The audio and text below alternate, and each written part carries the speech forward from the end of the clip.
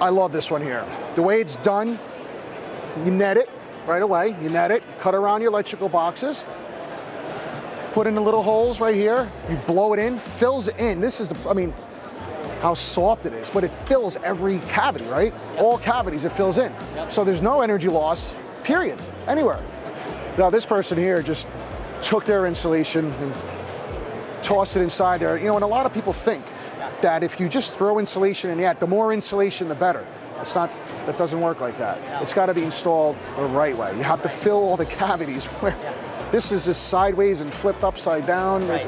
Yeah, but this is also a waste of money. Oh. Because they think putting more in, like more doesn't mean better, right? It doesn't mean better. Yeah. If they filled in the cavities, they wouldn't have needed all this that they just, maybe they got it from a job and just threw it in there. There you go. There you go. That's an attic job, right?